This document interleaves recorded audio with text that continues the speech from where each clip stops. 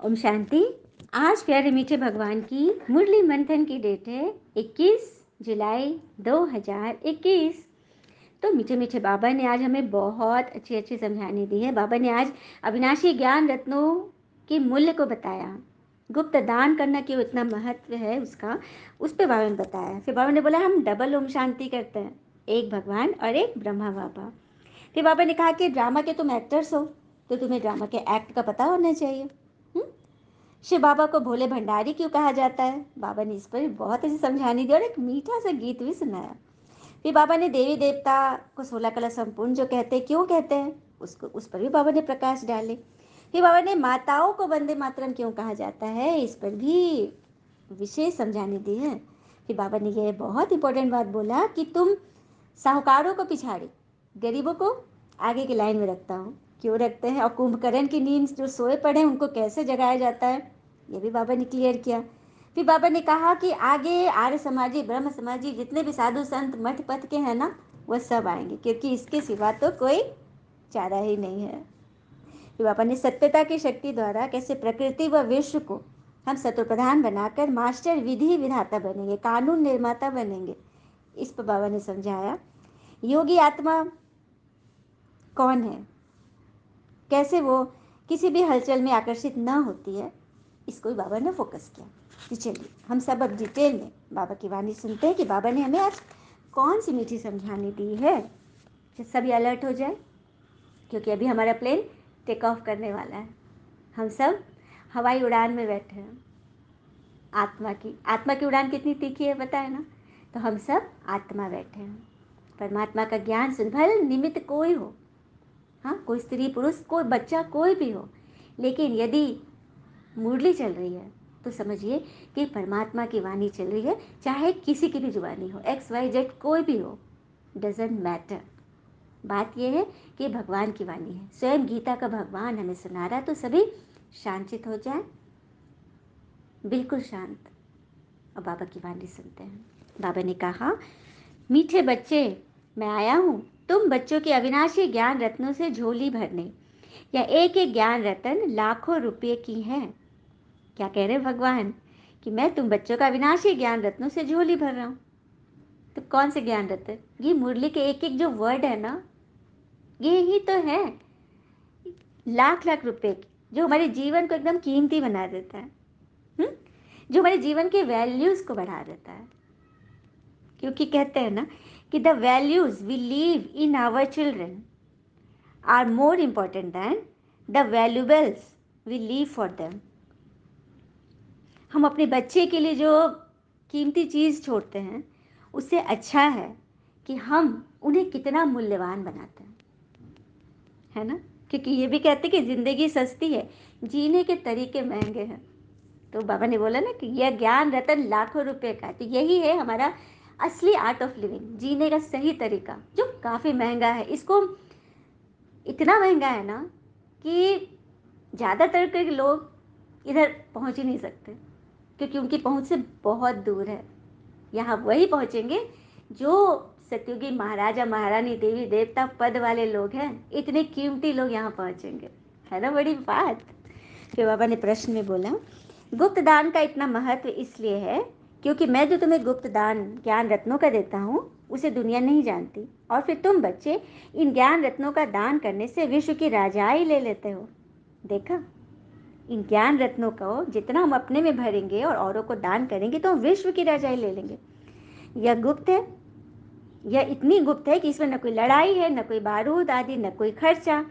इसीलिए इस गुप्त दान से जो राजाई मिलती है, इसी का बड़ा महत्व है।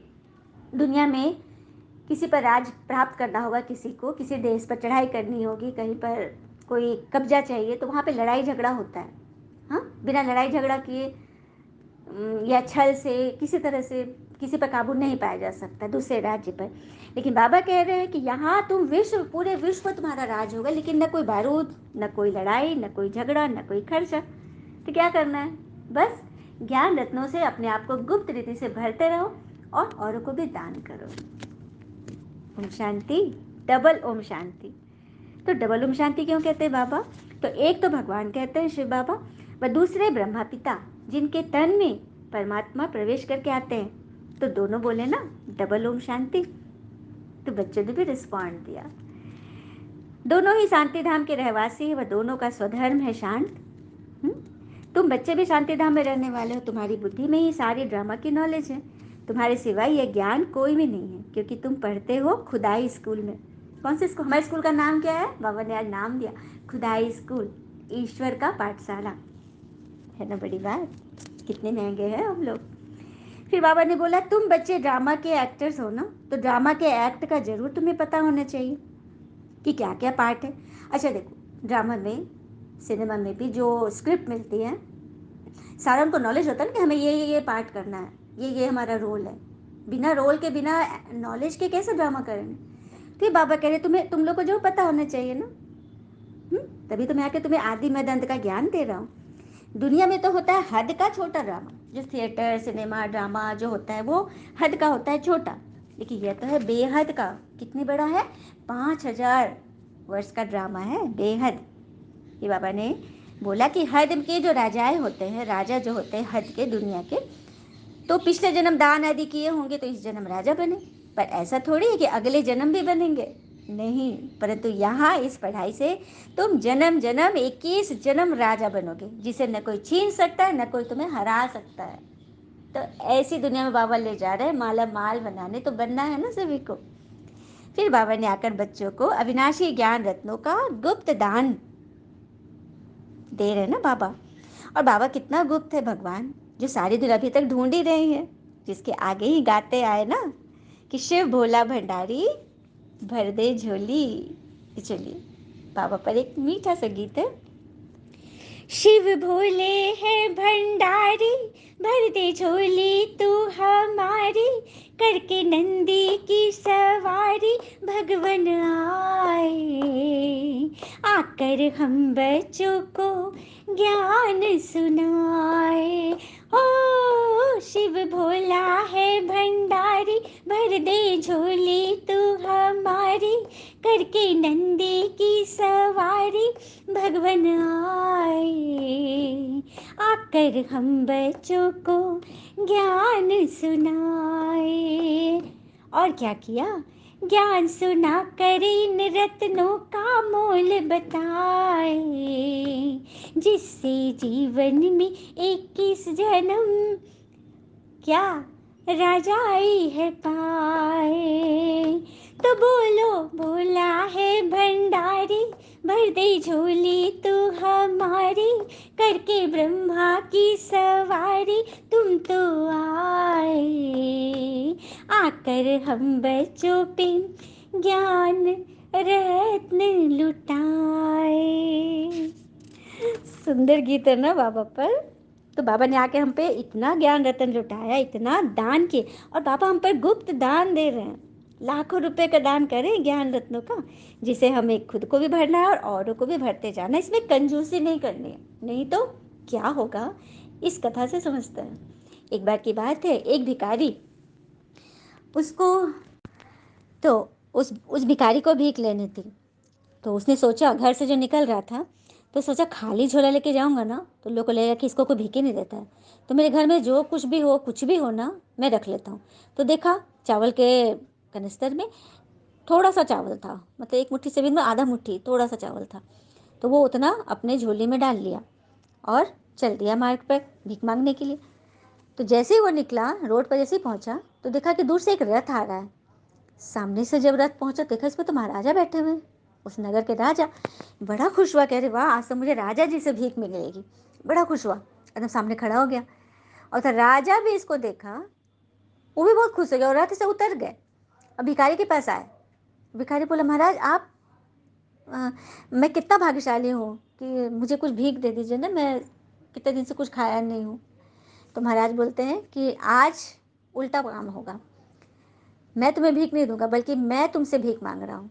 तो भिखारी एकदम घबरा गया कि ये क्या कर रहे हैं महाराज। बोलते हाँ तुम तो देख ही रहे हो कि राज का हालत कितना ख़राब है, अकाल पड़ा हुआ है, सूखा है, बारिश नहीं हो रही है। तो मैंने एक ज्योतिष को दिखाया था, महात्मा को, तो उसने बोला कि यदि मैं आज प्रातःकाल सुबह जो भी पहला व्यक्ति मिले उससे यदि मैं कुछ भीख मांगू, भीख में मुझे जो भी दे मतलब भिक्षा मांगकर मैं अपना अहंकार तोड़ूं, तभी मेरी पूजा सफल होगी जो मैं साधना कर रहा हूँ। इसीलिए मुझे सबसे पहले तुम ही मिले हो, तो फिर तुम मुझे दान दो। और फिर राजा ने अपना आंचल ऐसे फैला दिया उसके पास। अब भिखारी सोचने लगा कि ला, ये तो लेने के देने पड़ गए, मैं इनसे मांग रहा था, ये मुझे से मांग रहा, मेरे पास तो बस आधी मुट्ठी भर चावल है, तो क्या करूँ। बस उसने अंदर से हाथ डाला झोली में से, और देखिए वो सोचा कि इसको सब दे देंगे तो मेरा तो सब खत्म हो जाएगा, पता नहीं आज मुझे भीख मिलेगा कि नहीं मिलेगा। तो उसने एक दाना चावल निकाला, पता है, एक दाना। मन की देखिए उसके भावना। एक दाना चावल राजा की झोली में डाल दिया, और राजा उस झोली को बंद किया और अपने माथे से लगाया, आंख से लगाया, और प्रणाम करके राजा चलता बन गया। अब इधर उसको दिन भर कुछ भीख नहीं मिला, आज भी नहीं मिला। घर लौटा, पत्नी बोली क्या हुआ, कुछ मिला? वो तो नहीं, जो मिला उसमें से भी निकल ही गया। क्या? तो क्या बनाओ? तो लो, जो आधी मुट्ठी चावल है उसी को पकाओ। तो जब वो चावल झोली में से निकाली, थाली में डाला, तो देखा कि एक बड़ा सा सोने का चावल दिख रहा है। तो खुशी में एकदम उसकी आंखें फट गई, बोली कि देखिए देखिए क्या हुआ, क्या सोना का चावल है इसमें। तो जब वहां गया तो एक दाना सोना का देखा, उसको सब समझ में आ गया। वो एकदम जोर जोर से दहाड़े मारकर रोने लग गया। पत्नी घबरा गई कि क्या, मैं आपको खुशी का चीज दिखा रही हूँ, सोने का चावल मिला और आप रो रहे हो, क्या हो गया आपको? तो तुम नहीं समझोगे, पूरा रोए जा रहा है। थोड़ी देर में चुप हुआ, तुम पूछी पत्नी, कह रही बताइए भी सही। तो बोला क्या आप करूं, ये मेरा जो मन का जो कलुषता थी ना, उसी कारण एक चावल मिला है। महाराजा सुबह मिले थे और वो मुझसे भीख मांग रहे थे, उनको किसी ने, पंडित ने बोला था। तो मैं उनको जब पूरा चावल दे देता तो मेरा पूरे झोले में सोने के चावल आ जाते। तो मैंने सिर्फ एक दाना दिया तो एक ही दाना मुझे मिला, इसीलिए मैं रो रहा हूँ। अब पत्नी भी बैठ के रोने लग गई कि हे भगवान, ये आपने क्या किया। तो देखा दान का महत्व, जिस भाव से उसने जितना दान किया उतना उसको मिल गया। यदि वो ज़्यादा दान करता तो उसको ज़्यादा मिलता। तो यहाँ परमात्मा हमें कितना दान कर रहे हैं। भोला भंडारी तो पूरा एकदम स्वर्ग की बादशाही दे रहे हैं हमको। तो हमें भी सबको देना है ना, और दिल खोल कर देना है। फिर बाबा ने बताया कि जैसे देवी देवता 16 कला संपूर्ण माना, जैसे संपूर्ण चंद्रमा की रोशनी पहले पूरी होती है एकदम फुल मून, फिर धीरे धीरे कमती होती जाती है ना उसकी रोशनी, फिर एकदम पतली लीक बच जाती है, सारी गुम नहीं होती, जिसे ही अमावस कहते हैं। तो वो अभी ही तुम्हारे जीवन में माया ने अमावस अर्थात विकारों के अंधकार की रात्रि है। फिर आहिस्ते आहिस्ते इस ज्ञान के प्रकाश से तुम्हारी रोशनी बढ़ती जाती है। कितना सुंदर बाबा ने इसको कंपेयर किया ना, जैसे पूर्णिमा का चांद फुल होता है, फिर धीरे धीरे धीरे न्यूनतम घटते जाता है। उसी तरह से तुम्हारा भी सतयुग में तुम एकदम पूर्ण चांद थे, 16 कला संपूर्ण थे, फिर धीरे धीरे सीढ़ी उतरते उतरते ग्रेजुअली तुम्हारी भी कलाएं कम होती गई और तुम ईश्वर को खोजने लगे। द्वापर से तो हम ईश्वर को ढूंढते ही आए हैं, जबकि खोज पर कहते हैं कि इस खोज में मत उलझो कि भगवान है या नहीं, खोज यह रखो कि हम खुद इंसान हैं या नहीं।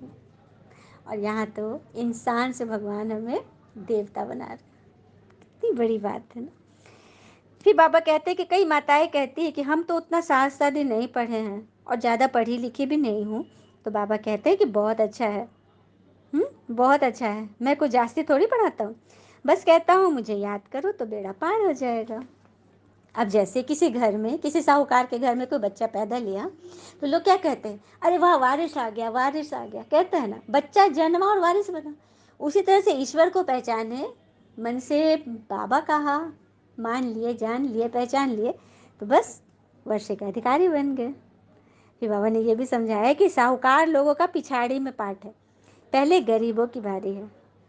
जो तुम्हारे पास आए आप ही आएंगे। भगवान कह रहे हैं कि गरीब लोग, बाबा की नज़र में गरीब कौन होते हैं? मन से दुखी, तन से दुखी, धन से दुखी, जन से दुखी। तो ये चार तरह के, एक होते सोच से, है ना।